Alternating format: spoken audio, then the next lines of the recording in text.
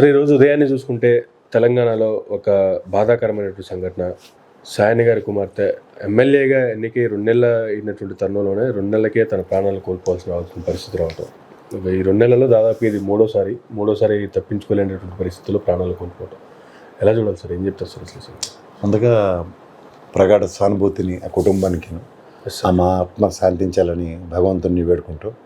చిన్నపిల్లండి, అభంశుభం తెలియని పిల్ల, నాకు కూడా తెలుసు. బాధాకరమైన విషయం ఏంటంటే సార్, నిన్నటికే వాళ్ళ నాన్నగారు చనిపోయి సంవత్సరం అయింది. ఆ అమ్మాయికి అసలు నిజంగా చెప్తున్నాను, డేంజర్ బెల్స్ అన్నవి ఎలా ఉంటాయి అన్న దానికి ఒక ఇండికేషన్ ఏంటంటే వరుస ప్రమాదాలు. లిఫ్ట్లో 3 గంటలు స్ట్రక్ అయింది. మొన్న నల్గొండ సభ నుంచి వస్తుంటే ఆమె కారు కింద యాక్సిడెంట్ అయింది కాన్వేలో, ఆ కానిస్టేబుల్కి, హోంగార్డ్ గారికి. అలాగే ఇవాళ పొద్దున్న అసలు ఊహకు అందని విషయం, ఈ పరాక్లో నిద్రలోనో దేంట్లోనో మొత్తానికి చిన్న పిల్లండి. జీవితం ఏం చూసింది ఆ అమ్మాయి? పుట్టెడు దుఃఖంలో ఉంది ఆల్రెడీ.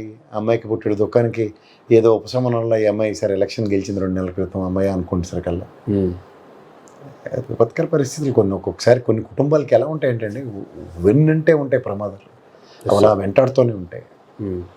ఎక్కడో ఏదో ఒక రాంగ్ సిగ్నల్స్. ముఖ్యంగా అమ్మాయికి వాహన గండం అన్నది ఇన్వర్టబుల్ సిచ్యువేషన్ కళ్ళ ముందే కనబడుతుంది. అండ్ తర్వాత తనకి కంటిన్యూస్గా వన్ ఆఫ్టర్ అనదర్ క్రానికల్ ఆర్డర్లో ఉన్నట్టు సిరీస్ ఆఫ్ ఇది ఉన్నప్పుడు చుట్టుపక్కల ఉన్న వాళ్ళు కూడా కనీసం శాంతి చేయించాలి, అమ్మాయిని జాగ్రత్తగా ఉండాలి, అలాంటివి ఏవి అలర్ట్లే లేకుండా ఎట్లాగో నాకు అర్థం కావట్లేదు. సో ఓవరాల్గా ఇప్పుడు మనం ఎవ్వరూ ఏం చేయగలిగింది ఏం లేదు. ఒక బంగారు భవిష్యత్తు ఉన్న ఒక రాజకీయ క్షేత్రంలో అరంగేట్రం చేసిన ఒక బంగారు తల్లి చరిత్ర ఏమీ కాకుండా ముగిసిపోయింది. చేజేట్లేరా ప్రమాదాలు చెప్పిరావంటారు, కొని తెచ్చుకోవడం వేరు ప్రమాదాన్ని.